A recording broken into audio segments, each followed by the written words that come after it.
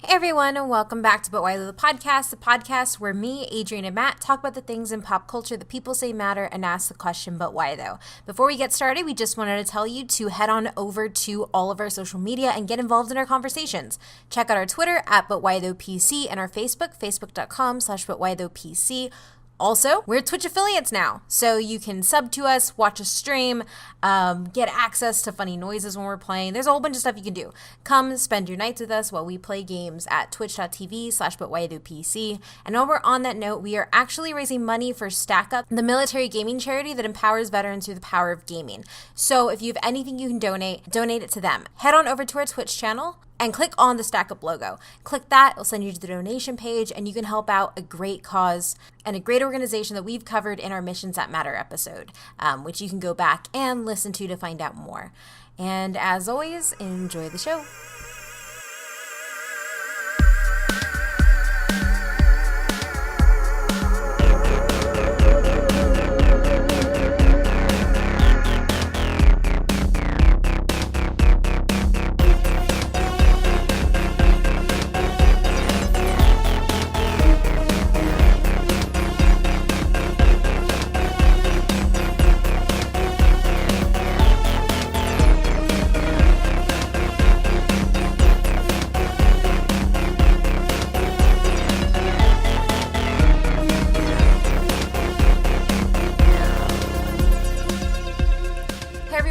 Welcome back, and today we're going to a little hole in the ground where a hobbit lives. We're talking about J.R.R. Tolkien. As always, I'm your host, Kate, and I'm here with Adrian. Hey, how's it going? And Matt. Hello, and where's this hole? In the Shire. Okay. Exactly. Yeah, it's that the Hobbit hole. That's just like an Alice in Wonderland reference. No, so the Hobbit starts off, in a hole in the ground there lived a hobbit. That's the first sentence. Yeah, it's been so long since I read that book. Okay, so I guess just this was a really broad. I didn't know how to do this topic because there's so much that can be said about Tolkien. So I decided to go with him, and as an author, as an imaginative person, and as a scholar. And so I want to know what you guys know about Tolkien. I don't know. Can you be more precise with your question? I don't understand it. Thank you, Twitter. Thank you, Twitter, for that joke. Oh, God. Dying. That dude obviously doesn't listen to the podcast. Yeah. Anyway, what do you know about Tolkien? And I guess, how did you get involved with him? Any of his media? Or the media around him? I don't know how to face I hit him up, went to a bar. I would have loved to have gone to a bar with Tolkien. Or Tolkien. Yeah, I was going to ask this. What are we saying? Are we saying Tolkien or Tolkien? I'll be calling him Tolkien. So we're not... state this now. Are you the Tolkien white guy of the podcast? Well, I thought that was understood. It is Tolkien? Yeah. Tolkien. Yeah, Tolkien. It's probably going to get mispronounced. Doesn't mean I don't love him any less. As with anything, there are no criteria for fan other than loving things. We have a shirt with that on it. But anyway, so yeah, guys, what do you know about Tolkien, and how did you get involved with him? So for me, I mean, I know like his big stuff. I mean, he's the Hobbit in the Lord of the Rings, famous for, kind of like the godfather of like high fantasy, and the reason why we have a lot of the stuff that I love today, like Game of Thrones and Dungeons and Dragons and things like that. I don't know too much about like his life and stuff, so I look forward to kind of hearing about what he did like outside of writing, or like what led him into writing and things like that. But I mean, my grandma, my dad's mom, she used to read the Lord of the Rings books and the Hobbit books to my dad and my uncles when they were kids. So just by association, I've known about Lord of the Rings for like as long as I can remember. Read the books, and then when the movies came out, we saw all the movies in the theater and everything like that. So that's where I know Tolkien from. Obviously from the Hobbit and the Lord of the Rings stuff. I have read The Hobbit, but it was so long ago when I read it. And I also learned from Legends of Tomorrow that he was in World War II. And who is he inspired to write by? believe it was the Adam of that episode. Ray Palmer. Ray Palmer. We can say thank you, Ray Palmer. Yes. I believe, if I remember the episode correctly. Yeah. Minor spoilers, but like Ray Palmer like basically saved everything in nerddom that we love in Legends of Tomorrow. And that's why he's so great. Yes. Also, Legends of Tomorrow is great, so go watch it. Yeah, so for me, I have known about Tolkien pretty much my entire life. My dad read me The Hobbit when I was little, and I think I've told this story to quite a few people. My dad actually made Bilbo into a girl. So for the longest time, I thought Bilbo was a girl. And so I thought that I was Bilbo and stuff. But anyway, so my dad got me into it, and then my aunt, she actually took me to the midnight showings of all of the Lord of the Rings movies when they came out. And it was like a really big bonding experience for us. She also took me to like the Harry Potter ones, and so that was just like our world. And I think that this was the first time that I was like so like watching the movie so immersed in a world where I was like, oh wow. And then as I got older, I finally like reread Lord of the Rings, the books, because I've read them all. I've also read the Silmarillion, which yeah, and it's just, yeah, I love him. So on a side note, which I find interesting, is your family's all read to you. My mom didn't read shit to me, but I did find it interesting you guys read, knew all these fantasy and creativeness, and I was basically given math problems, video game to do, and memorization, and statistic books on sports with numbers. That's like a I deep had psychological insight. I had an entire book of the encyclopedia from 1995, or from like 1989 to like 1995, 97 of like all the baseball stats you could ever think of. And I remember a little red video game that did nothing but math problems to get better. And the blue one was nothing but memorization. But nobody read me anything. Yeah, my mom read to us all the time. Well, she read to me. Like, I don't know if like my brother and sister like remember my mom reading to us, because that's like before, you know, she started like taking over like the world and doing all this stuff. But like she read us The Hobbit, the Harry Potter series, you know, Lemony Snicket stuff. So we got read to a whole bunch. Well, I got read to a whole bunch when I was little. My mom didn't have the patience for it. My dad did, because I asked a lot of questions, like kind of how I am in movies. What? Really? That's how I was with the books. And so my mom always says that like she's just really thankful she found my dad, because she finally found somebody to read for me. So he read me The Hobbit. That was really the only, like, he read me like the little books that he had, but he never really read me anything new. He always read me stuff that he had from when he was a kid, because he brought all those books when he moved in with my mom and me, and he like we just read through those. And then I started correcting his pronunciation of things, and then he made me read to him. So that's where that's at. I mean, I don't think they read to me. I don't recall. I don't put it this way. If they did, I have no memory of it, so therefore it probably wasn't that high priority. If it makes you feel any better, Matt, I did get like shoved in front of a TV and hooked on phonics. Got put on a whole bunch. So I like, did too. Nope, didn't know. We don't care about language. Yeah, so I kind of got some of it, a little bit. I don't know. I was really good at sitting in front of the TV coloring and taking down infomercial numbers, because my grandma had HSN on all the time.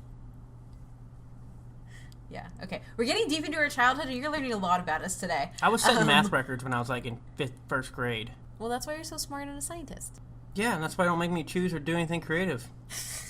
Also true. So moving away from our experiences with Tolkien and into his history. So the JRR in J.R.R. Tolkien stands for John Ronald Reuel. It's a very British name. He was born on January 3rd of 1892 and died September 2nd of 1973. He was an English writer, poet, and this is the most important part, a philologist.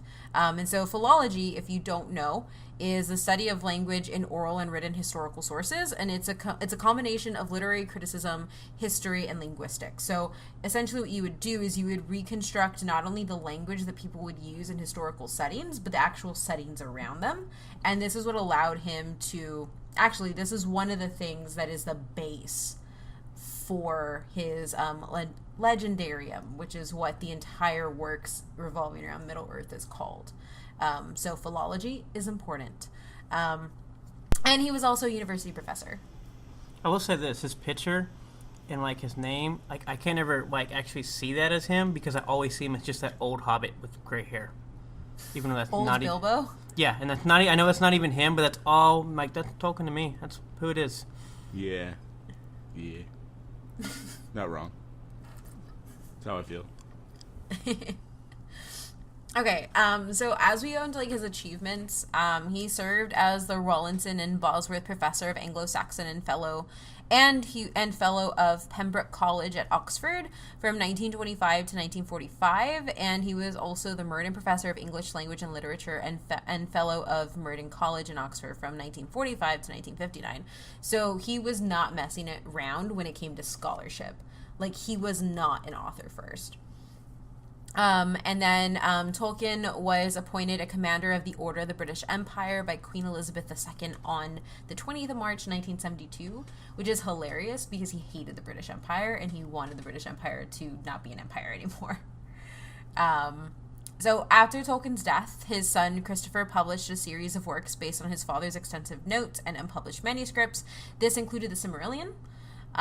These, together with The Hobbit, The Lord of the Rings, from a connected body of tales, poems, fictional histories, invented language, and literary essays about a fantasy world called Arda and Middle-earth within it. And so this, guys, if you ever heard it, it's not a saga, it is a legendarium. And this is what he called it, and this is what the Tolkien nerds call it.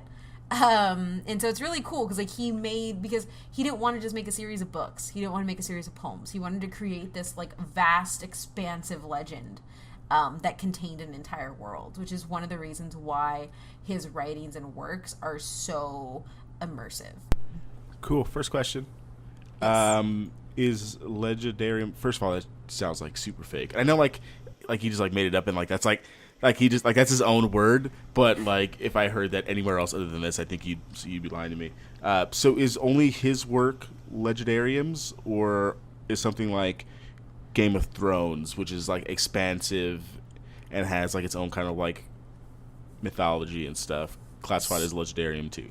So the reason it's a legendarium and not a series or a saga is because it's not just one series from one story. Like, it's not one continuous story. You have The Hobbit, you have The Lord of the Rings, but then you also have the Silmarillion, and you have other tales within Middle-earth that take place before the Battle of Mordor, as well as everything that happens after those events. All of this takes place before the Lord of the Rings, and it fills in the gaps, and it builds in these little histories about the world that they're in. So if you hear a character reference, I think Arwen and Aragorn are compared to these two lovers in Lord of the Rings, and Tolkien actually wrote out that story separately, and it was unpublished, but then it was a part of the works when he would present and stuff. So essentially, every name that gets dropped has an entire story behind it that's detached from the main story of the Lord of the Rings and the Hobbit.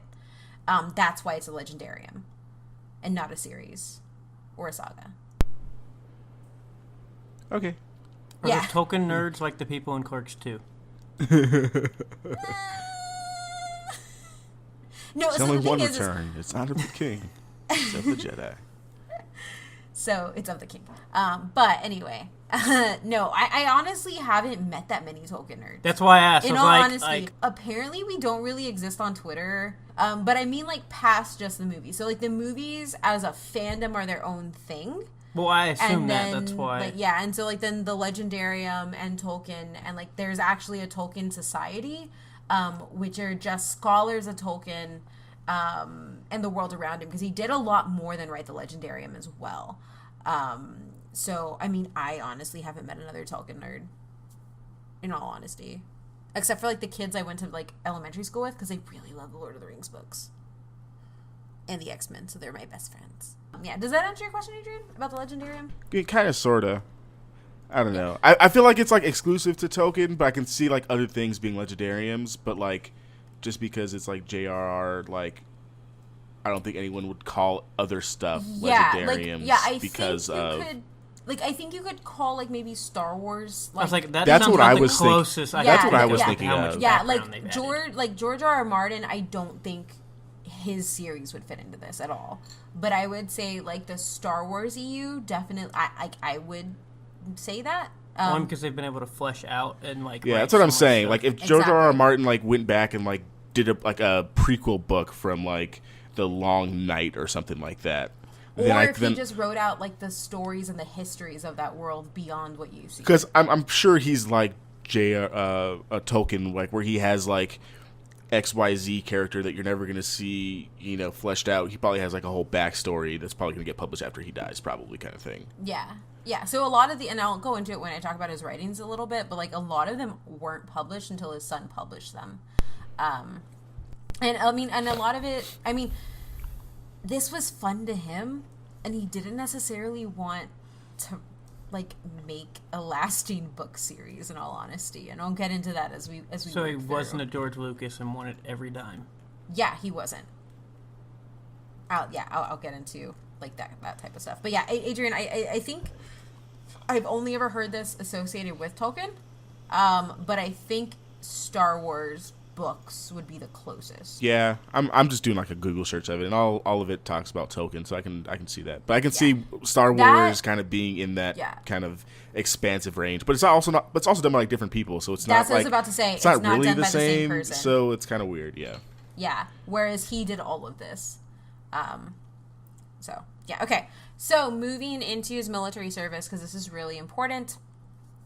So he actually delayed his service in World War I by completing his degree first, and this actually led him to have a lot of public ridicule until he joined up and served.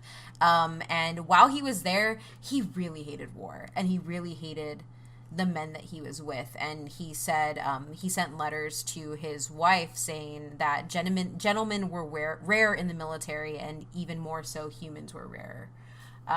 So like he had a really hard time being in that turmoil and in trauma, but it actually led him to develop his philological skills like even more. So he actually made his own secret language of dots and lines that only his wife knew how to read, and he did that so that he could secretly send his wife where he was, and that it wouldn't get caught by the censors. So if they were moving, he could not send a letter saying, "Hey, hon, we're going to Paris now," because that wouldn't get to her. But for her own peace of mind, what he did was he developed a language to include his movement so she could track it, which is really awesome. Like, he had a secret language with his wife. It's so cool. I think it's cool. Yeah, it's super cool. Like, he's a super smart dude. I knew that they did that in Legends of Tomorrow, but I didn't think it was like that big of a thing. I didn't know that was the actual true thing. So it's kind of cool to know that he was like a they've legit done pretty codebreaker. well accurate being accurate on that show to some sense. Yeah, I like it. Cool. Yeah, Give me more, Kate. So he did eventually end his military service in World War I when he got trench fever, which is spread through lice. And he ended up spending like the entirety, like I think it was like it's about over a year that he spends like in and out of hospitals and desk jobs and stuff for the end of World War I. And then when World War II breaks out, he ends up becoming a code breaker, obviously. And he actually sees some of the, I think it's the Battle of Somme, and he sees some of the biggest battles between his service in World War I and World War II, that it really like shapes him. Because he's been in the trenches, he's seen what it looks like to be deprived of everything. And so these deprivations, you can really see, like, that's why Frodo and Sam's road to Mordor seems so real and barren and, like, traumatic. It's because he knew how to write it. So is the movie with Nicolas Cage, Codebreaker, based on him? No, that's Okay. that's based on Navajos, who were the U.S. codebreakers. Okay. Yeah. So he was a code breaker before that, and then he was a code creator as well. But yeah. You mean Windtalkers, the movie with Nicolas Cage? Yes. Same thing. Yeah, it was Navajo code breakers in that case. But essentially, like, you had a lot, like, Nazis used a lot of code, so. So because he had gotten that chronic fever, he understood what that was like.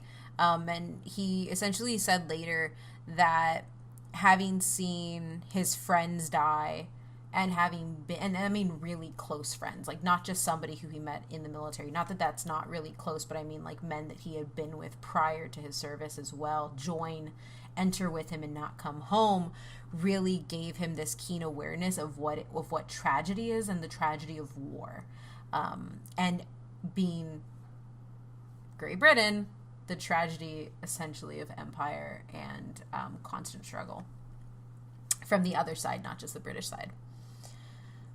So in his writing and work, this is probably like the most mammoth thing he did, was he translated Beowulf in 1926, but it wasn't published until he died in 2014. And this is his he credits Beowulf with being the single greatest influence on Middle-earth. And if you don't know what Beowulf is, it's an old English poem, a long poem.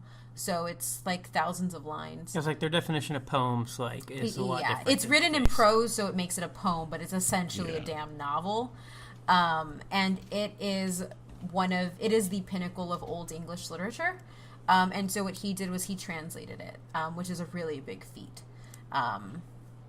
I have read that, and it's actually really good. The movie is awful. The movie is terrible. The movie is terrible. So bad. But the actual poem itself is actually really good. Yeah, it's really, really good. And this was not only like a labor of like scholarly, like it wasn't a scholarly labor, it was a labor of love. Like I said, this was his single greatest influence on Middle-earth. And although he didn't publish it, he gave lectures on Beowulf really, really often. And he fought with scholars at the time about the importance of Beowulf. Because at that time, people saw Beowulf and the monsters within it as childish and not as an epic.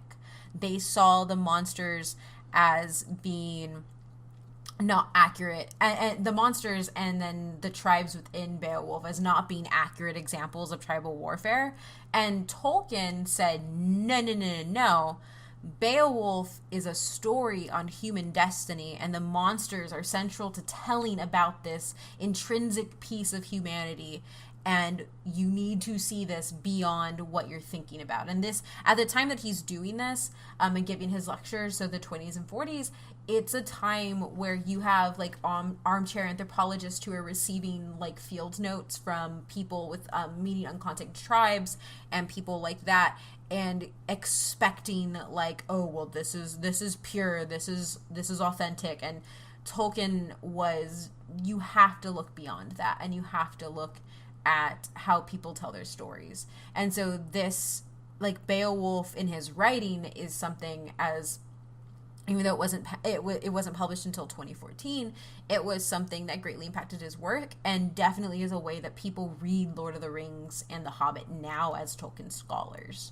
So beyond that, I do want to say I am going to do some mapping of things onto Lord of the Rings, but from Tolkien's perspective, people try to map Lord of the Rings onto his life and experiences in England, but where they hold, but even though Tolkien saw his work as containing fundamental truths about human existence, he discouraged reading his work as an allegory for his own life or the struggles that were being faced at a time at hand.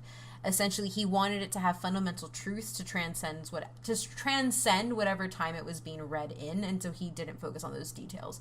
And so a lot of Tolkien scholars will map it onto what he's doing or what was happening at the time, and that's not how he wanted his stuff to be read. He wanted it to be read like a true legend, a true myth. Like, what does this talk about of humanity and fundamental truths? He was also a super devout Catholic, but he hated C.S. Lewis's use of religion in his works. So even though Tolkien was extremely devout, and there is a poem in Mordor that is similar to the Lord's Prayer, but it's not exact, he took great issue with the fact that C.S. Lewis used Christian allegories in his work. because he believed that did not offer it to be used by many people and to like get at those fundamental truths, which is a really like progressive take for a Catholic at the time. So, yeah. He actually converted C.S. Lewis, because C.S. Lewis was an atheist before he met Tolkien, and then Tolkien made him a Catholic, but then he went to the wrong church. And now he became everything that he hated, or he created everything that he hated. Yes. If that's not Greek tragedy, I don't know what is. That's awesome. Exactly. But yeah, so that's something like, because I know that I've seen some people like, but Christianity in Tolkien, and like that's not what he wanted. If you read it that way, that is not what Tolkien wanted, and he actually hated C.S. Lewis for doing that kind of work. But yeah, so going into his individual works, I'm going to give you a breakdown. So you have The Hobbit, and Tolkien never expected his stories to become as popular as they did. And by sheer accident, The Hobbit took off, and he had written it some years before his own children, and it came to the attention of Susan Dagnall in 1936, who was an employee of a London publishing firm, and she persuaded Tolkien to submit it for publication. And when it was published a year later, the book attracted both adult readers and children, and it became popular enough for publishers to ask Tolkien for a sequel. And then from that, you have The Lord of the Rings. And The Lord of the Rings is, after this request for a sequel, Tolkien began what would become, like, pretty much his most famous and epic novel. It was originally published in 1954 and 1955, and Tolkien spent more than 10 years writing the primary narrative and dependencies for The Lord of the Rings, during which time he received constant support of the Inklings, in particular his closest friend C.S. Lewis. Other Chronicles of Narnia, that changes as he writes more things, as I said. And when it says appendices, these are those little pieces that I was talking about, Adrian, that like make Middle-earth a giant world and compose a legendarium. Yeah. So essentially, about that one town that you're never going to see in person, but if you ask him about it, he can give you all the background characters and who works in the Smith in, 1946. And that's obviously a terrible date, but yeah. Yeah. But yeah, so for him, this was a giant and intensive labor. And both The Hobbit and The Lord of the Rings are set against the background of the Silmarillion. So if you haven't read the Silmarillion and you're listening now, you should go read it. It's really cool. But a long time after that. So Tolkien, at first, he intended Lord of the Rings to be in a children's tale style, kind of like The Hobbit, but it grew really, really dark and more serious in the writing. And if you've ever read Lord of the Rings, the books are way darker than the movies, let me tell you. And so because of that, it became to address a very specific older audience and was drawing on the immense backstory of Beleriand that Tolkien had constructed in previous years, and which eventually saw posthumous publication of the Silmarillion and other volumes. And so Tolkien's influence weighs heavily on the fantasy genre, and a lot of that is because of Lord of the Rings. Because even though The Hobbit got a lot of recognition, what solidifies this on essentially like the adult radar is Lord of the Rings. Which is also, with all of this background and all of this knowledge and all these like Silmarillions and Legendariums, is why the MMO is so disappointing. Because they have so much source material. You are not wrong, and like that's not his fault. And I think that we can save that like, for like the Lord of the Rings episode. But I haven't. Man, stuff you about are that. You are so right about like how disappointing that is, given this huge background that we have. It wasn't something they just had to make up and go. They had you just had to copy and paste, buddy. Like it was real easy. Oh gosh, you're gonna have so much to add when I get to that part. Oh, you have no idea. So the Silmarillion, Tolkien wrote a brief sketch of the mythology, which included the tales of Beren and Luthien and Turin, and that sketch eventually evolved into the Quenta Silmarillion, an epic history that Tolkien started 3 times but never published. Tolkien desperately hoped to publish it along with The Lord of the Rings, but publishers declined, and this was why he did the appendices for that book, and why Lord of the Rings took him 10 years. Why they declined? Moreover, because printing costs were very high in 1950s Britain. Only they had more printers. And that's also what led them to publish Lord of the Rings in 3 volumes. The story of this continuous redrafting... Time out. I'm sorry. The story of this continuous redrafting is told in the posthumous series, The History of Middle-earth, edited by Tolkien's son Christopher Tolkien. And from around 1936, Tolkien began the extended framework to include the tale of the fall of Numenor, which was inspired by the Legend of Atlantis. So there's a lot. There's a lot to this world. So from the Silmarillion, and the reason it gets published, and this is one of the first works published, is because he had appointed his son as literary executor. And what happened was he organized some of his material into a single coherent volume and then published that as a Silmarillion in 1977, 5 years after his dad passed. And the Silmarillion received a Locus Award for Best Fantasy Novel the next year. So... yeah. So, I mean, I don't want to take, like, a shot at, like, modern authors, but, like, this is a lot. He did a lot. Yeah, he did a lot. And this is, like, why I don't understand, like, the criticism of, like, why it takes George R.R. Martin so long, like, to write his books. It's because, like, these dudes are, like, creating expansive worlds. Like, what do you expect them to do? Pump it out in, like, a year? Printing costs, man. Like, there's more that goes into it than just...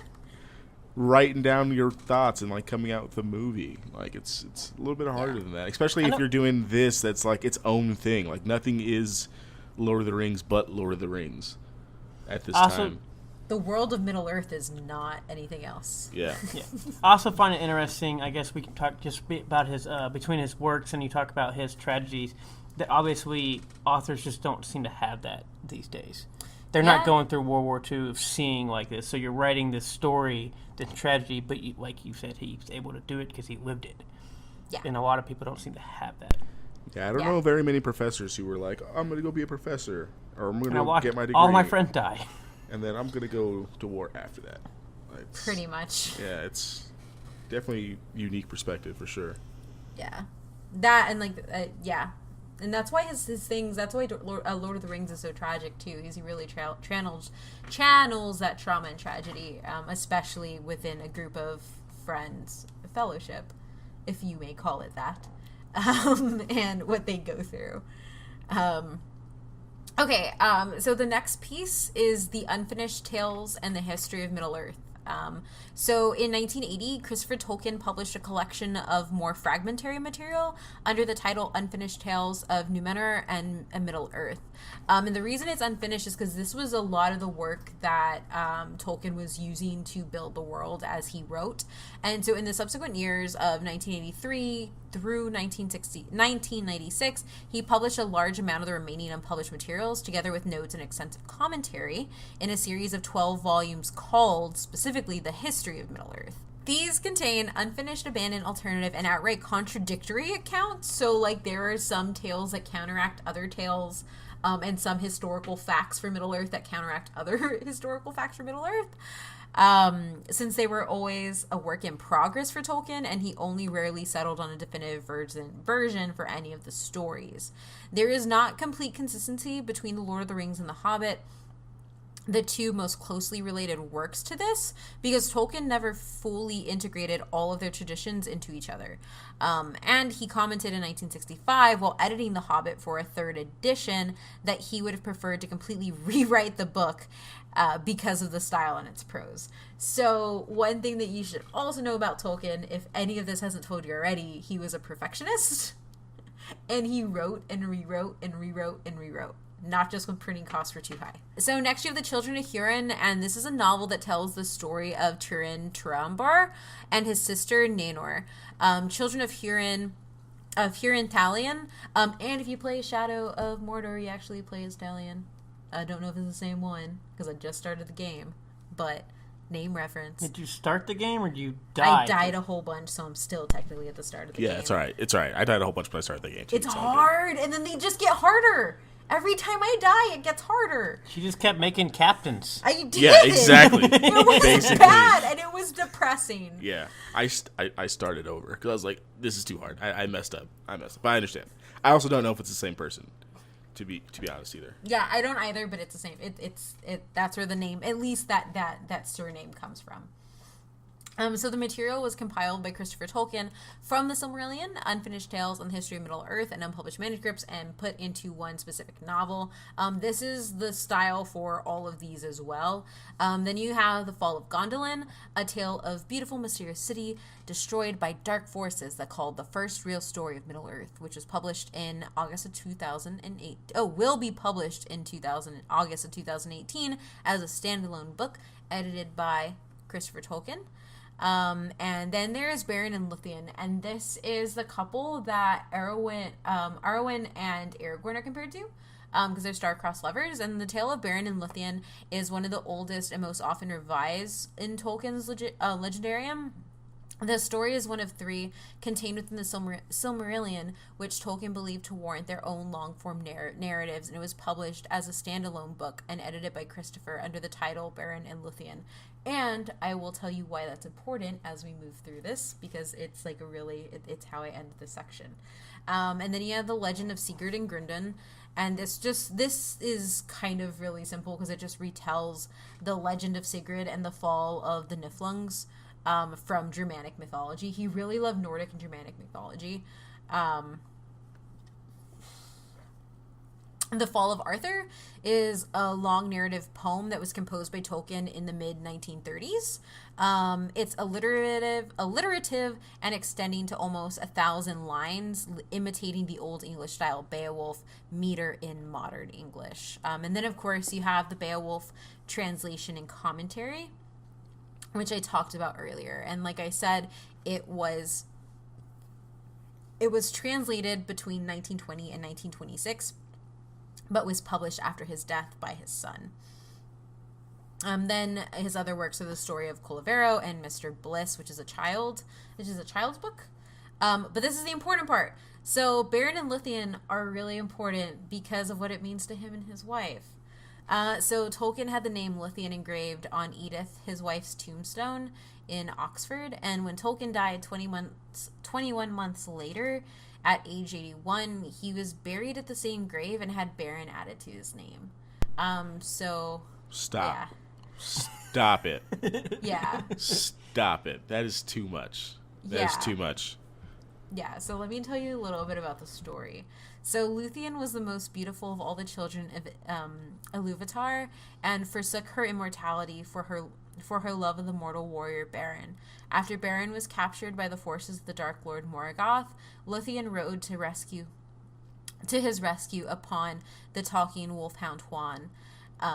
Ultimately, when Beren was slain in battle against the demonic wolf Karkaroth, Luthien, like Orpheus, approached the Valar, the angelic order of beings, and placed in charge of the world of Eru, or God, and persuaded them to restore her beloved to life. It's adorable, right? Yeah. Now you're making everybody cry. It's so adorable. And you can also see the parallels between Arwen and Aragorn. Yeah, for sure. Definitely. Because he sought out this entire world.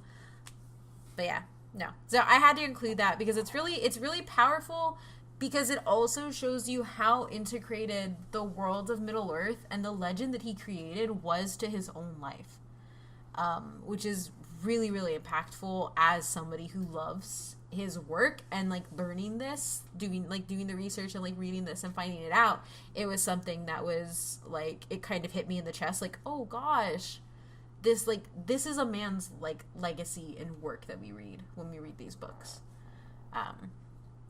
So yeah, but why though? Why does all of this matter? Not just because it's an adorable love story. He matters because he's the father of high fantasy. So other authors had published works of fantasy before Tolkien, but the great success of The Hobbit and The Lord of the Rings led directly to the resurgence of the genre specifically. And this has caused Tolkien to be known popularly as the father of modern fantasy literature, and more precisely high fantasy. So there's a difference between low fantasy and high fantasy. Low and high does not mean quality, like low, like pop culture and high culture. But high fantasy is an epic fantasy Time out. What's the difference between pop culture and high culture? What in the hell is this? Yeah, so I actually found out about it. What are we? I found out about it when I had to propose my entrance to the PhD program for studying pop culture. They needed it to submit it to stuff. And essentially high culture is stuff that people readily acknowledge as culture. So, like Van Gogh and Dali and like Mozart and like all of these classical works.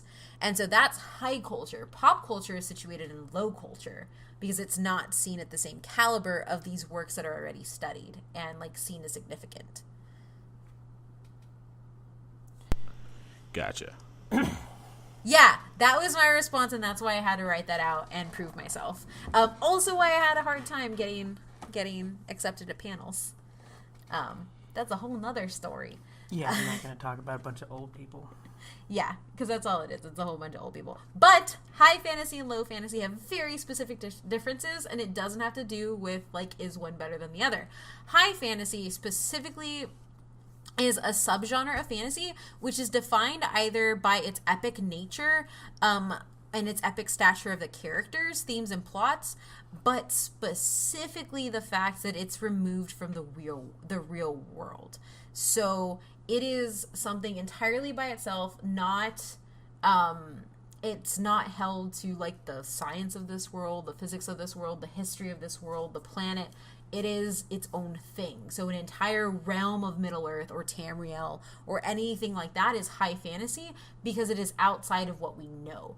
In the same vein, technically Star Wars is a high fantasy because it has nothing to do with anything that we already know. It's all detached from our current surroundings or anywhere in like human history. Low fantasy, like Harry Potter, is something that takes place within our world in a familiar fictional world. So this is a world that we would recognize, whereas something set completely apart and does not reference what we have already in our world is high fantasy. Yeah, makes sense. Why? I mean, this is like a kind of related, unrelated question. Why? So, like, if Star Wars can be classified as high fantasy, how come we don't classify it as high fantasy? So it does get classified as fantasy. It gets classified as fantasy over science fiction because of the lack of okay, I got to call on. Let me rephrase it. So, like, why does things that are like more medieval or like whatever get classified as high fantasy compared to like space operas and things like that? So a lot of it just has to do with the fact that like Tolkien started this. That's what I thought. Yeah, that's what I'm thinking. Yeah, it's Tolkien did it. It's also yeah, like everything plays by his rules. So essentially, like Ursula K. Le Guin's The Legend of Ursi, that series is easily high fantasy. George R. R. Martin's works are high fantasy. But when it comes, like you can like Star Wars is high fantasy, but you can't attribute it. So, what is the most recent thing that's high culture? So this was my argument. There isn't high culture because there has to be a substantial amount of time between that and when it's made. So we're in high culture. Categorization of high culture versus pop culture. What is the most recent thing that they would consider? I mean, Picasso was like the 70s. So is it just people who paint? No, it's and music. Play the piano. It's music too. It's music and art. And classic literature. So it's classic music and people who can paint. It's classic things. It's classic art, classic literatures. It's the masters of their work. Tolkien would technically be high culture because it's like seen as this great literary work. Beowulf is high culture. It's not considered pop culture, which is considered low culture. It's a stupid designation. I don't agree with it. You don't want to say I'm not going to say what's actually going on in my head right now and how I feel about all that. So I was just wondering what is the most recent thing that you could think of. It's also mostly European too. Like a lot of non-Europeans don't actually get considered high culture. So. Well, yeah, because it's all from the it's interesting, right? Because like the whole like point of our podcast is to like talk about things having like higher cultural relevance than just kind of like namesake. So, like, technically, like, stuff that we talk about could be high culture at some point, right? Guess like, why I wanted to start it. We're living it. Take that we all have old to be people dead, Kate used and to work 2193 it might all be high culture. Yeah, no, that's pretty much how it is. Yeah. Like, it's a Well, whole that's bunch all of, it sounded way. Yeah, no, that is what it is, and that's why I wrote my entrance and grant proposals the way I did, was because it doesn't make any sense to make that designation. They're all impactful, and that's why when I kept getting pushed back and other things in my program, I said, fuck it, let's make a podcast. You know how I feel about your department, so we'll just go with that. But yeah, so like that's where, like, yeah. Dear listener, you now know how this officially started. Kate was fed. And you wonder how academics has been ruined. Yeah, Kate was fed up with old people in academics. Okay, anyway, so outside of fantasy. So the reason that this is also really what has become typical of high fantasy, and all of this is pretty much built on the back of J.R.R. Tolkien, is the creation of their languages. This also happens in other things, so Star Trek also does this. And J.R.R. Martin also So is does that this. high fantasy or low fantasy? That's low fantasy, but it's more specifically science fiction. But it's low fantasy. So... Because it's a familiar world. What familiar world are they on? They reference history it's Earth. all the time. Yeah, Earth still exists. Yeah. Okay. It's seen as a future timeline, but it's a familiar world. Okay. Ooh, interesting. Wait, a long time ago in a galaxy far, far away. Ooh, that complicates it. That what? It complicates it. So is Star Wars high fantasy? I don't know. There's different would- questions. So for depending on different your time. timeline of the galaxy and how you actually travel through space, and if you actually add any physics in this, you could actually relatively say... Yeah, you that could is say a that. timeline. Yeah, you could say that it's low fantasy. I think I would personally classify it as high fantasy because there's nothing familiar about it. Like, nothing of it ties into our world. I don't know. Yeah, all I and I'm see pretty is sure they humans. weren't thinking about high fantasy and low fantasy like when they had that tagline at the very beginning of the movie anyway. So Yeah. I don't ever think we're going to see any kind of like Earth anything. It's fantasy. That's all it is. It's not science exactly. fiction, it's fantasy. Or science fiction fantasy. Whatever you want to It's call low it, it's fantasy. or low culture Yeah. or uncultured swines. That's what the Academy thinks it is. Anyway, so back to philology. So philology is really important. This is what he ends up building out the languages of Elvish, Dwarvish, and Orcish. And these are full-fledged languages. They have grammatical structures,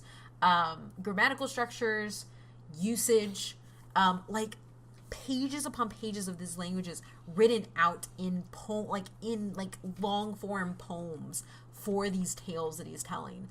There's is like you can like Tolkien scholars spend years learning like the nuances of this language because that is what he focused on. So when he was making Middle-earth, and this is why it defines high fantasy, is because when he was making Middle-earth, he saw it as an actual world. He saw it as a society, as a history, as a culture, and full of languages. And that is why he spent so much time and used his philological background in creating this. So this was a labor of a scholar, who was also extremely creative and really nerdy.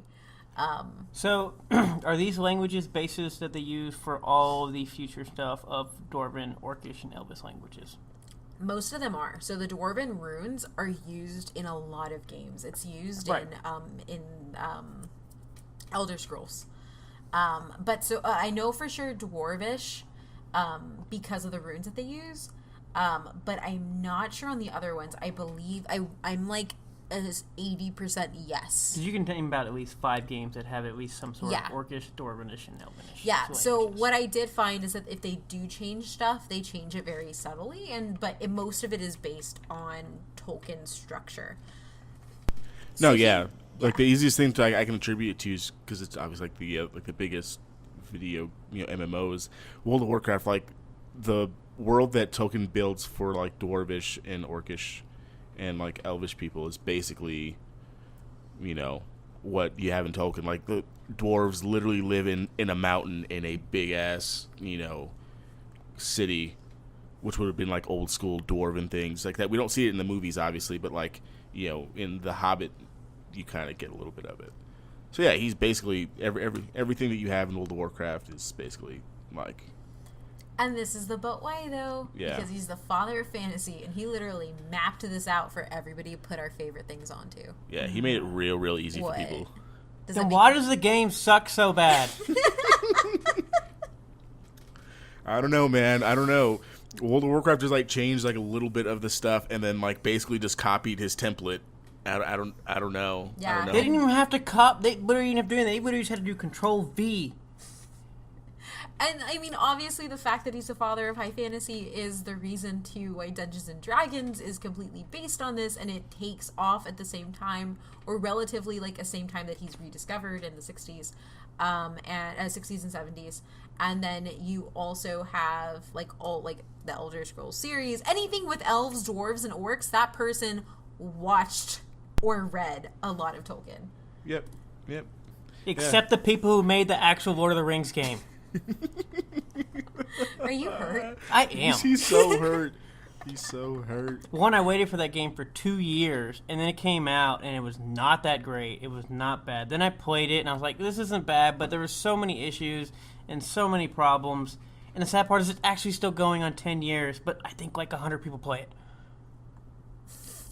And it's so bad I could never convince anybody to like, hey, we can do this. Let's just stick it out, and we like Lord of the Rings. You wouldn't even play it. I wouldn't. I saw some of it, and I was like, nope, not my Lord of the Rings. Hashtag not my Lord of the Rings.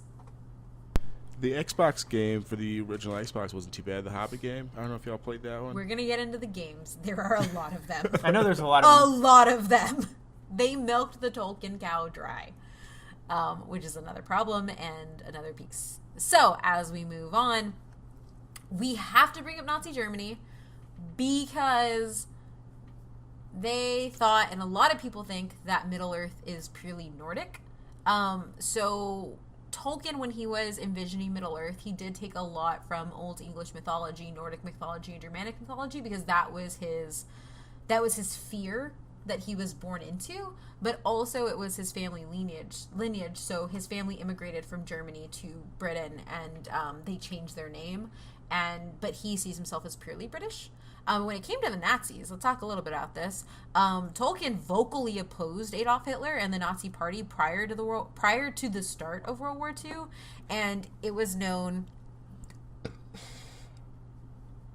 And he was known specifically to despise the Nazi racism and anti-Semitic ideology.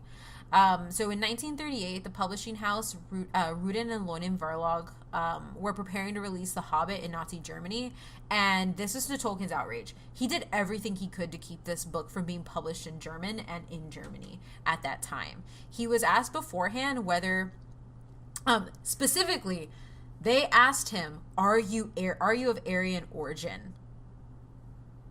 And in a letter to his British publisher, Stanley Irwin, he condemned, and this was also sent to them, he condemned Nazi race doctrine and the wholly pernicious and unscientific. And then he elaborated on the fact that he found many Jewish friends, and he would be lucky to be considered one among their amazing people. And was considering essentially letting the German translation go hang. And just let it go. He did not want to do it because of who would be reading his work. He provided 2 letters to Rudin and Lonig and instructed Unwin to send whichever he preferred. The more tactful letter was sent and lost during the bombing of Germany. And in the unsent letter, he actuallys the Nazis and said, well, actually, Aryan is a linguistic term and cannot be attributed to humans. Yeah. So he did that. And in a letter in 1941 to his son Michael, he expressed resentment on the way that the Nazis distorted Germanic history and Nordicism. And in 1966, he actually started fighting back really hard about this idea of the description of Middle-earth as Nordic. And he disliked this term so much because of the racialist theories that were attributed to it. And racialist is a very specific term, it's separate from racist, because racialist was the science of deeming people subhuman. It was Nazi science, essentially, which is used exclusively in like eugenics. So for Tolkien, his work, even though it may have been inspired, his worlds weren't Nordic. And so this is where I hear people telling me that I should be upset about the lack of representation in high fantasy. And in my mind, and in how I have read these books, I don't see it like that. Now, the movies did, obviously, which, you know, it can be seen as a problem, specifically when you look at the fact that Tolkien pushed hard. But personally, this is, yeah, it's like the representation, and for me in Lord of the Rings is a non-issue because of how Tolkien wrote it and how I saw it and how I always envisioned myself in that world. I mean, like, ultimately, he's a product of his time. Like, he's not gonna be, like, 100%, like, perfect, at least by, like, our standards. Like, I don't know what y'all think. I don't know. I'm trying to think of, like, how, when it was being read to me, like, how I pictured stuff. This once again came down to the fact that you're arguing within a species, and there are more than one species. Yeah. And so when it comes to that, if you can't distinguish between the fact that you're all human versus elves, dwarves, and whatever else other species you have, then that's, to me, like I've argued this before, that's on you. Yeah. I mean, and you only see... Yeah, I mean, it's weird. And you only, like, we're only in, like, in Middle-earth. Like, we don't know, like, in the movies and stuff, there could be some black dudes or some brownish-looking Mexican people somewhere else in the world. But if you don't read it as that, like, that's on you. And I'm trying to think, like you're right. Like, I thought more about, you know, if the orcs were green or not because of, like, playing Warcraft, the RTS, like, as a kid. there is an argument to be made when it comes to the fact that, like, by and large, like, darker creatures are made to seem, or are evil or barbaric or, like, all those types of things. That is grounded in some bigoted and, like, racist things. But for me, I, like, even rereading Tolkien now, I don't really see that. It was made in the 50s. Like, these were written, like, in the 20s and stuff, like, in, like, from the 20s to the 50s, and, like, all these things, like, they are remnants of their time, so, like, they may be problematic, but I don't think that that's a reason to completely throw them out, because they're, like, but that's my own personal reading. Now, there are larger issues with, like, the use of skin color in high fantasy, but that's, like, that's like a whole nother issue for, like, a way longer podcast. But I did want to at least reference that. So, like, I think that it's a fair critique with how the movies represented everything, because, like, obviously you're in the 2000s and they can change it, and they probably should have.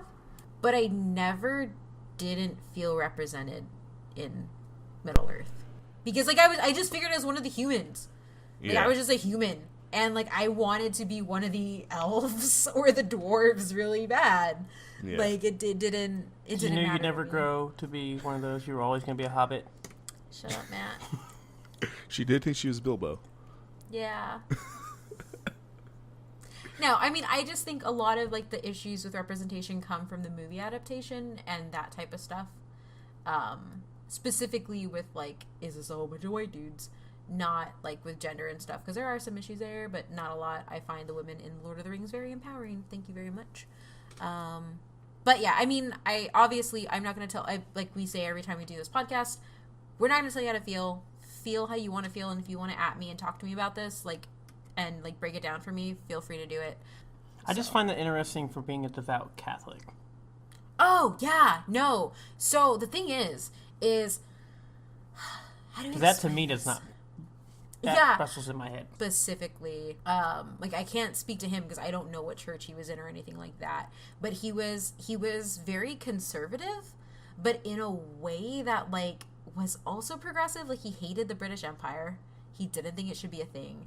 He was an environmentalist before environmentalism was a thing. He saw the detriment of land, or the deterioration of land as one of the biggest issues, which is why he talks about it. In the Lord of the Rings, actually, from the movie, they removed this entire burning of the Shire, where the Shire is completely gone, because Tolkien put that in because he wanted to show the effects of war on the environment and on the land. So he was actually a very conservative Catholic, but he had a lot of these views that you wouldn't necessarily ascribe to it. And specifically in that time, I can understand what you're saying. Like, there was a lot of, like, racist reinforcement, specifically from white churches. But from what I don't know too much about his religious life, but I know in everything that he's acted, he's claimed conservatism while also doing these other progressive notions. But I also don't know a lot about the British system of governing and where these different things lie. So I can't speak to it. I know the American context in my studies. And Catholics were actually, in the U.S., people of color were actually Catholics. Or people who were considered not white were Catholics, like Irish and stuff like that. It's still find amazing. Yeah. Well, I also think, too, is because he actually, he has some honorary degrees from Ireland when he was there. And the Irish, for so long, were oppressed in Britain, as well as the Irish Catholic Church. I can easily see him being against the oppression of other people, just because of what the Irish Catholics went through in their own land. So, yeah. Did I give you some context? Sure. Another but why, though, he's one of the greatest authors in history. So I'm going to give you a couple of rankings, because we like rankings. In 2008, the Times ranked him sixth on the list of the 50 greatest British writers since 1945. Forbes ranked him fifth. Who were the first 5? I don't know. You're not very good with your rankings. I didn't look them up. I don't care. I only care about Tolkien. Phil Larkin, George Orwell, there you go. William Golding, Ted Hughes, Doris Lessing, and then J.R.R. Tolkien from... Oh, no, this is a different list. Sorry. Orwell, I could see above it. I'm trying to find the Times one. That was just like listing. Well, this Times article has it the same. Phil Larkin, George Orwell, William Golding, Ted Hughes, Doris Lessing, and then J.R.R. Tolkien as of January 5th, 2008. Okay. Okay. Orwell I can understand. The other ones, not so much. No, Ted Hughes. Ted Hughes and Orwell I can see. Yeah. Not necessarily before, but I can see them as a strong top 3 for British authors. And then Forbes ranked him the 5th top earning dead celebrity in 2009. Jesus. That is a weird thing to, like... Posthumous. You don't want to look up those numbers. You'll hate your life, and you'll be like, maybe I should just die and see what I know, happens. right? Yeah. Jesus. I've seen that list before. No, yeah. People that are dead making like $50 million in their name. Okay, and then like beyond this too, when I make this statement of one of the greatest authors in history, look at what he inspired, okay? So here's pretty much like a gist of Lord of the Rings. A young man must destroy an item due to its connection to the life or force with an evil within. The protagonist is guided on the way by an elderly, long-bearded wizard with immense power. I think some of these tropes sound really familiar to other things. All right, so we're gonna quick story time. So in 7th grade GT class, we had to like write our own like short story / like mini novel thing, and I wrote one in kind of like a high fantasy kind of realm, and I kind of like fleshed out the world and like put elves and owl beasts in it and stuff like that. And then my terrible teacher was like, "This is just Lord of the Rings," and I was like, sorry that like he created a trope of you have to go destroy the bad person in high fantasy. Like, Jesus Christ. Sorry, like you like reading through that just like brings me back to 7th grade English. That's funny. It was a great story. It was great. It had warlocks in it. Are It was you awesome. hurt now, Adrian? Now I'm hurt. Me and you, buddy. We're in this together, man. But yeah, so as you can see, Tolkien created the scaffolding that everybody else uses. And it's not a detriment to them at all. Like, storytellers use tropes and archetypes all the time. Tolkien just did it first, and they're mapped onto his. Star Wars included. Yeah, I was like, that's literally a Star Wars thing. Yeah. Like, everything uses it. There's only one Return of. It's the King. I talked about it in the Star Wars episode, how when George Lucas set out to make this mythology, he he literally took a page out of Lord of the Rings. But no, what he did was he looked at how other people did it. Having a full-fledged world thought out and what he wanted. And so on Tolkien's side, he cared so much more about creating this legend and this history and this myth that could be followed from all angles. And this is why it sticks. Because he did all of this first. Like, he kind of like he already set the entire table before anybody else came to dinner, and it's like nobody else's fault. Which also leads to the thing like with Adrian we'll talk about. I feel we're going to reach a point where everything's going to be copyrighted at some point. Guillermo del Toro did get sued for Shape of Water. I'm just saying, I feel like we're going to eventually reach a point where trying to tell a story will have some type of copyright or something because it's going to be almost nearly impossible. Yeah, I agree there. I was just real upset because I was like, if anything, I'm copying World of Warcraft, which is only copying adjacent to Lord of the Rings. So the funniest thing about this is we're actually in an era in high fantasy, and George R.R. Martin's a good example of this, where dismantling tropes is a thing, and dismantling archetypes and dismantling worlds. So for George R.R. Martin, it's not wholesome, it's not based on friendship, it's based on betrayal, it's not based on the little man can win, it's based on everybody's gonna fucking die. But even though they're trying to dismantle these archetypes and tropes, they're also embodying them in characters because it's so present in their mind. So Tolkien both gave this set to work with and work against, and all of it makes everybody's work read Tolkien. Everything's coming up Tolkien, guys. Also, like, I love Clerks 2, and I just hate that line from Randall, just because I hate Return of the Jedi. So, I don't hate Return of the Jedi, but, like, Return of the King is obviously, like, the better movie, so, like, the fact that he would even say that, like, just hurts me a little bit. Return of the King's the best genre movie in existence. It is the Return of the King. It should be Return of the Jedi, Randall. Fix yourself, Kevin Smith. Okay, so as much as we see battle and conflict and fantastic creatures, his world is grounded in characters and their relationships to each other. And this is what's really important about his writing, is because not only do you become immersed in the setting, but you become immersed in the relationships between characters. So important lessons are found in the development of Bilbo and his dwarf companions, Thorin, Balin, Fili, and Kili. And through them, you actually get to see the dignity of humanity, the virtue of generosity, and a respect for life, as well as a duty to do good and brotherhood. And so, like, as much as the worlds and the backdrops are important to Tolkien, the characters and the relationships even more so.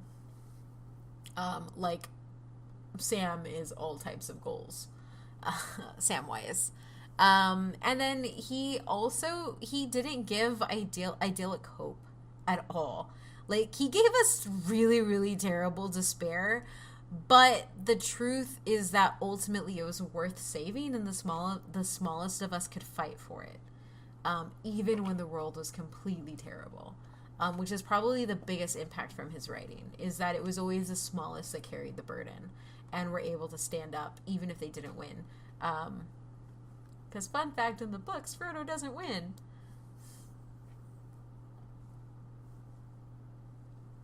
How dare you say a spoiler? But yeah. So ultimately, I do have to talk about the impact of Lord of the Rings in the But Why Those, and I'm specifically talking about the Lord of the Rings. Okay, you gotta move this. It's just getting us all wet, and it's really bugging me. You're ruining the paper. It's my paper. I don't care. So I have to talk about the impact of Lord of the Rings when I talk about about Tolkien's But Why Those. But I'm situating it specifically before the movies, and the movies will get their own section in part 2, or their own episode, however we decide to do it. Lord of the Rings influenced the counterculture of the 60s and the 70s. You gotta hear me out here, okay? So the Lord of the Rings became immensely popular in the 60s again, and has remained so ever since. Like, its popularity started, like, for that generation, and it's continued after that. And its ranking, and this led to its ranking as one of the most popular work of fiction in the 20th century, judged both by sales and surveys. The Sales of the Hobbit, which was initially published in 1937, and The Lord of the Rings, which began being published in 1954, exploded in the 60s.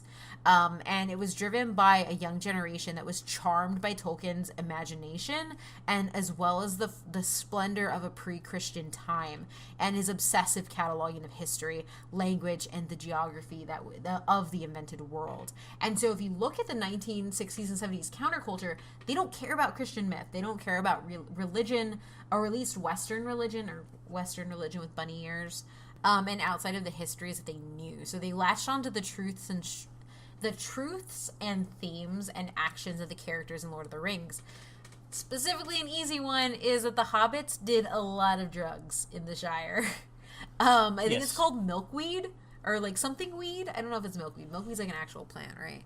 It's a family of plants. Okay. Sure. Yeah, but it's not called milkweed. I think it's something weed, and it's like a hallucinogenic drug that hobbits take. It's called LSD. Essentially. That's what they thought it was. And then Mordor is essentially this giant thing for the military-industrial complex, because Mordor does nothing but damage the land around it, kill all of the life, pull it inside, and push it back out to keep the process going. And essentially have the little guy winning. Because although I said Frodo didn't win, it's kind of contested whether he won or not. It's a whole thing. And then... Oh, go ahead, Adrian. According to the Lord of the Rings Wikia, pipeweed, also known as halfling's leaf, Westman's weed, long bottom leaf, and sweet gallinaeus. Yeah, so long bottom leaf is what they call it in the movies. Yeah, I was trying to figure out I couldn't remember what they called it in the movies. That's why I looked it up. But yeah, should remember pipeweed because I'm pretty sure you can smoke it in the game. Probably, I don't know. So they got one thing right? You could sell it. I was a hobbit only so I could make fruits and vegetables in my garden and make money. What is it with you and cooks? They make a lot of money. People gotta eat. Okay. So essentially Frodo, as being the little guy winning, but also Frodo becomes the symbol of the draft for them. He becomes this guy who has nothing to do with anything, and then just all of a sudden has to take on the burdens of an entire realm and save it. And for them, they identified with that as those being called to the draft. And, like, obviously, like, look at this through a lens of the 60s and 70s, not necessarily through ours. I think a lot of these are really relevant. So the real interesting question I have about this, so this was published, The Hobbit, in 1937. Mm-hmm. So how much does this have on any of actual comics? What do you mean? Well, because this would be, like, the people, if there's any influence in that. It would, yeah. Yeah, so... Fun fact, comics and not Penny Dreadfuls, the superhero comic is almost an entirely American thing. Okay. So the development of comics, like The Hobbit, when I talk about popularity, I'm talking, and even here, I'm talking specifically about England. And then in the 60s, when it comes into the counterculture, I'm talking about the U.S. Well, okay. That's why I said I know exactly how we're going. So published. So I should probably specify this. We're talking about the U.S. context in the 60s and 70s. Well, I know that. Yeah, I'm talking about, like, as far as the popular... everything before this was in Britain. Okay. Or the UK. They don't believe in comics. They don't, actually. They have, like, no superheroes. And the ones they do are British writers coming to write for American comic companies and bringing it back. I'm probably going to get added for that so hard. But yeah, so beyond that, you also have, like, this feminist inkling coming from The Hobbit, or from The Lord of the Rings as well, which a lot of people don't recognize, and it makes me really mad, because they get mad about women in Lord of the Rings. There aren't a lot of them. That is very, very true. But the ones that we do get, like, you get Lady Eowyn of Rohan, and she's struggling to overcome the limits of a patriarchal society, and answered Aragorn's question, "What do you fear, lady?" with the lines that resonated among second-wave feminists in the 60s: "A cage to stay behind bars until use and old age accept them, and all chance of doing great deeds is gone beyond recall or desire." That's freaking powerful, and I don't care what people say. That was written in the 50s, and it's feminist as fuck. So... one thing I like about this that I do miss, why can we not go back to our names of someplace? Of Ronan, of whatever. I still think we should have all of those surnames. Matt of Abilene. Do you really want to be Matt of Abilene? Well, I wouldn't have to do that because it'd be where you're born exactly. No, it has to do with where you live. Well, now. Or where people claim you, essentially, is how that's done. We'll see. It's not just where you're born, it's where you're claimed. I lived in a lot of different places. Unlike you, I left Tejas. Okay, for for the purposes of this, it would be wherever you filled out your last census form or your family did. In the census every 5 years. That'd be here then. Okay. Matt of Austin. Did you fill out a census form? Formerly I don't fill out any census. The government doesn't know I exist. They will never know I exist. So when you look at the census, always add at least 1 to that total. But yeah, that would probably be the most accurate way to tell where you're from. But yeah, so again, I'm not telling you how to feel about Lord of the Rings or how you feel about representation. Like, there could definitely be more women. We just don't care. Again, I'm not telling you how you should feel about Lord of the Rings, obviously, if you don't feel represented, but I think Lord of the Rings actually gives us a lot of material, and so did people who were fighting in those first waves of feminism. They weren't intersectional, but, whatever. They found strength in those as well, and I find Lord of the Rings extremely empowering for me in characters like Arwen and Éowyn. Arwen specifically inverts a lot of tropes and puts Aragorn in a very specific romantic relationship that a woman would have if they were Aragorn's character. So that's something that I will hold to. And yeah, so there could be more women in Lord of the Rings, but I think that the dialogue that Tolkien writes for them is really, really great and really, really powerful, specifically with Galadriel as well. Yeah, I was gonna say Galadriel is she's a bad bitch. She's bigger than her husband. Yeah, and the fact that she confronts the dope. ring and leaves it is extremely powerful. I know we're talking about the more or less the book specifically, but her scenes in Lord of the Rings are yo, she will slap you up and down the street. Yeah, she's dope. Yeah. So I just want to say I recognize there to be more, but in all honesty, these books were written in the 50s and they had so much representation for the 50s. You can't put 2018 on the 50s. Yeah, that's I don't know. I think you need to reiterate that point of this dude is writing this in the 50s, and as a really conservative Catholic writing this in the 50s. Yeah, and he's giving lines to women characters like that. That's not normal. Yeah. So yeah. Anyway, which I actually really like that in the movie, how they make Eowyn's character. But anyway, I am no man. Yes. Stabs in the face. I always thought that line was corny, but I understand. She's it's a great boss. for me. It's corny. Yeah, it's great. It's great for you. Corny for me. As a woman, it's great. That guy deserved to die. He sucked. I hate exactly. Yeah, you can't root for the ring race, man. You got to root against those people. Yeah, but that does happen in the book. She does. We can probably make an argument for this. No, man. They're definitely the people you root against. They don't have any redeeming qualities there. Eowyn being powerful is something that I've always latched onto. So anyway, also check out the friggin' rock music at the time. Led Zeppelin's "Ramble On." Robert Plant sings, "'Twas in the darkest depths of Mordor, I met a girl so fair, but Gollum and the evil one crept up."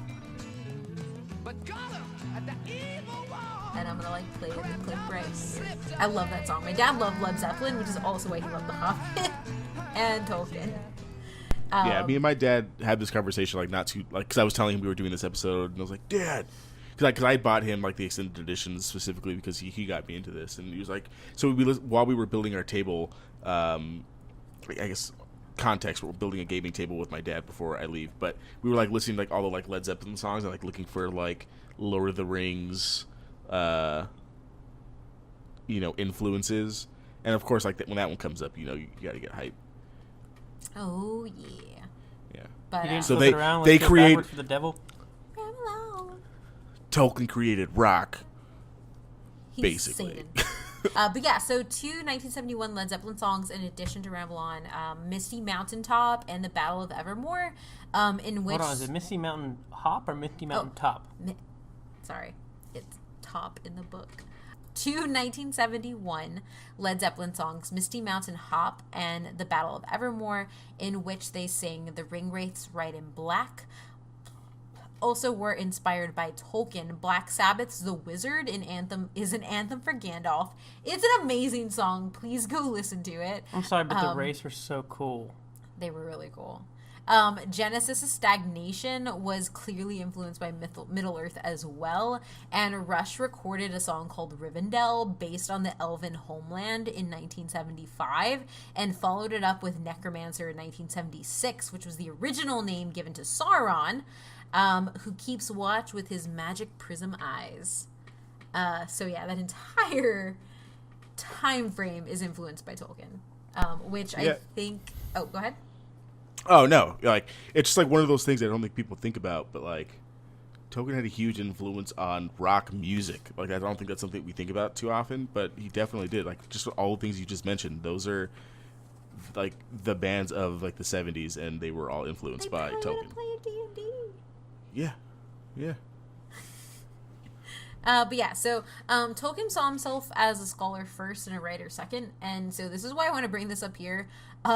Tolkien was not ready for the fans at all. He did not think it was important. He thought that his work was just a brand new legend in history. And so, in fact, he spent years rejecting, criticizing, and shredding adaptations of his work that he didn't believe captured the epic scope and noble purpose that he had set. And he was really skeptical by a lot of his fans because they made his life hell. Like, they would find his address, they would follow him, they would assault him with questions, and he just hated it. He hated being a celebrity. Yeah, so, I mean, ultimately, like, I have a lot here for enduring popularity, but the easiest thing to say is Tollywood. So Tollywood is a portmanteau. I've used that word before in the podcast. It is a blending of two words. So it was a portmanteau derived from Tolkien Hollywood. So Tollywood, Tolkien Hollywood. And it's just, it describes the attempts to create a cinematographic adaptation of the stories of Tolkien's Legendarium, aimed specifically at generating good box office results. And they put this above fidelity to the original. And this was coined by a Tolkien scholar. And essentially, Tolkien did not want to make a lot of the ones that came to him in the 70s, but they do end up making like musical animated adaptations, animated movies. And I believe there's a song of Leonard Nimoy singing the Hobbit song, which is really cute. I need Bilbo it. Yeah, I need that. Baggins. It's cute. I'll put that somewhere. But yeah, so essentially, like, this is how we end up with New Line Cinema releasing the Lord of the Rings trilogy from 2001 to 2003 as an American-New Zealand venture with Peter Jackson. And this is where I will cut off. And we're going to talk about this in another episode.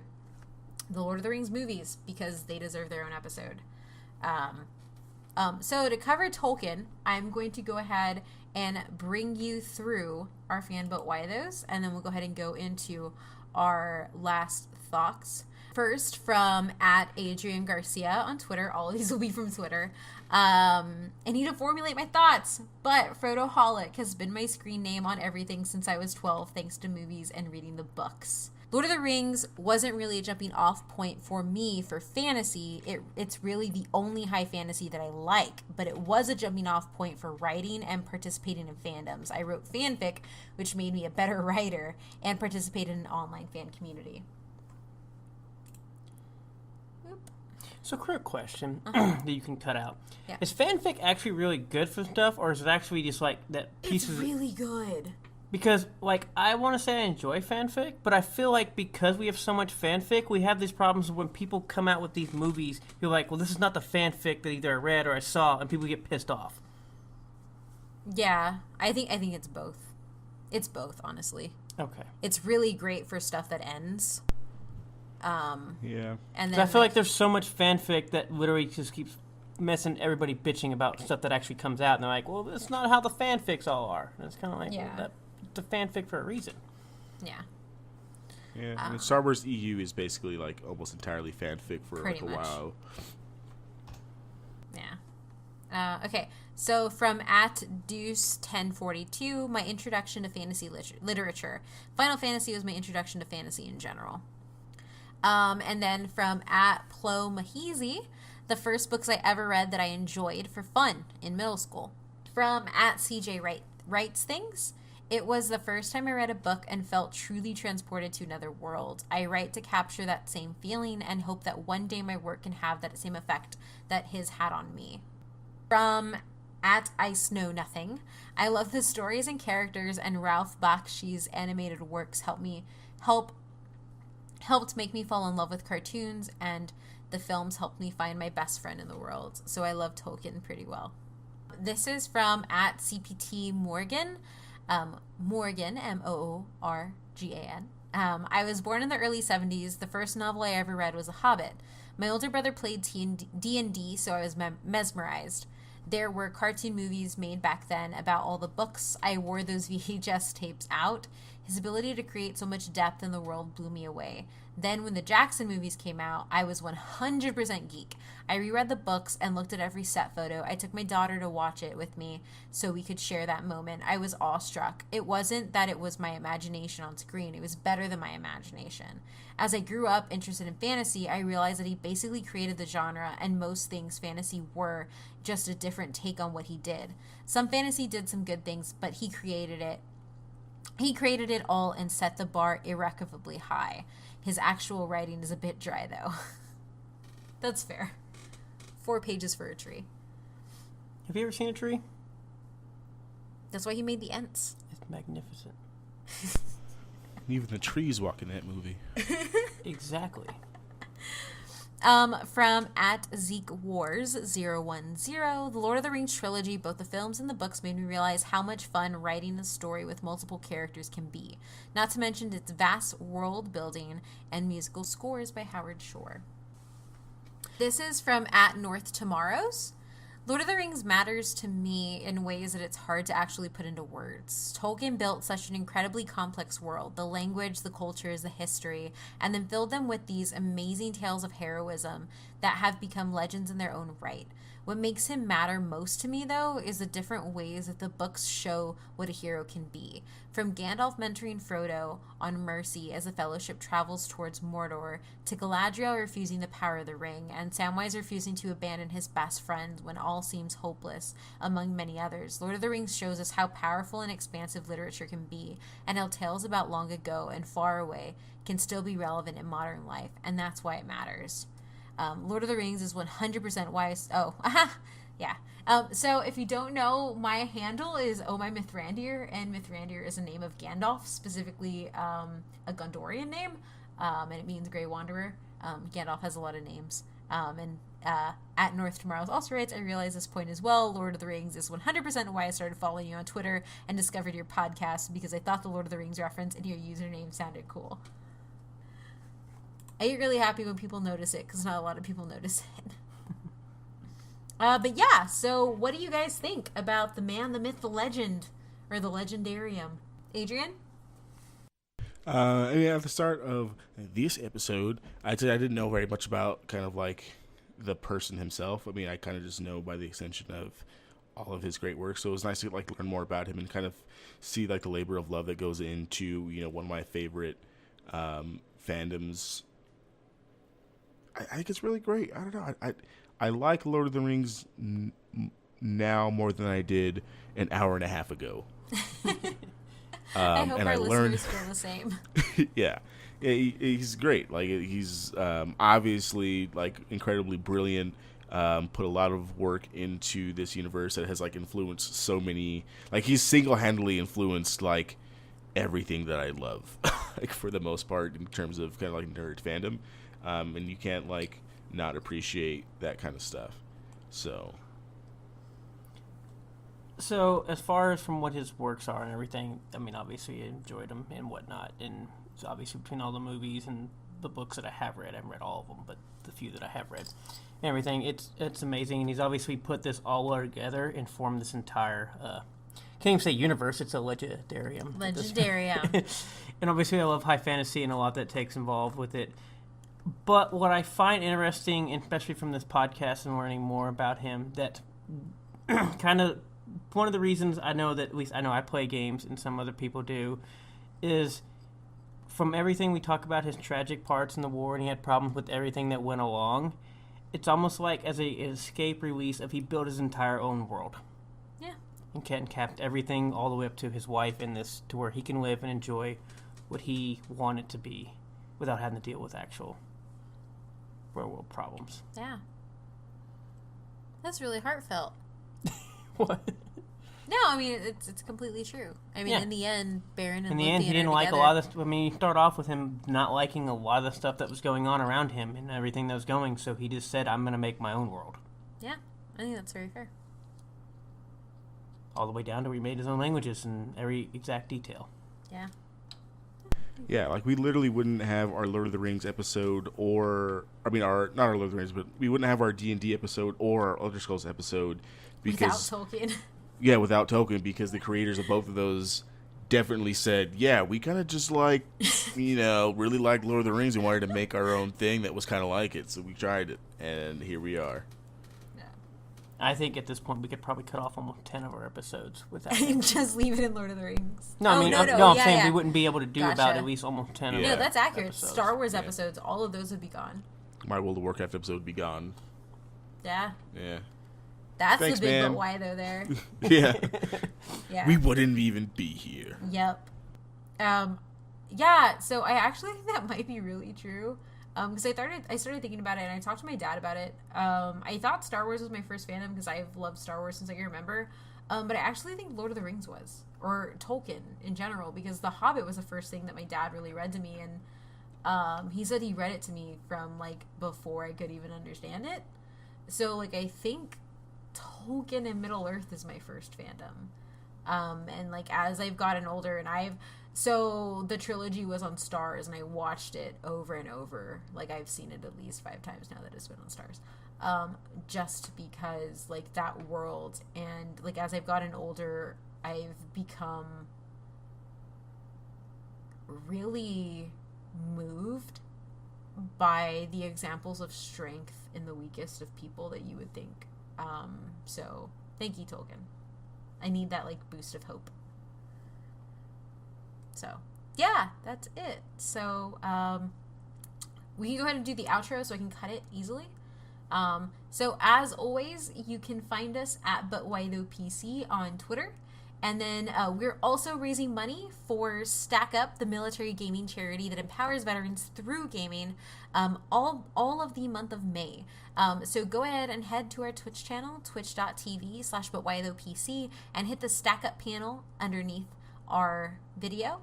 And donate. They're a really great organization. We've done a few Missions That Matter episodes with them. Check those out as well. They're doing a lot to help veterans and active duty service members find supportive communities when they come back.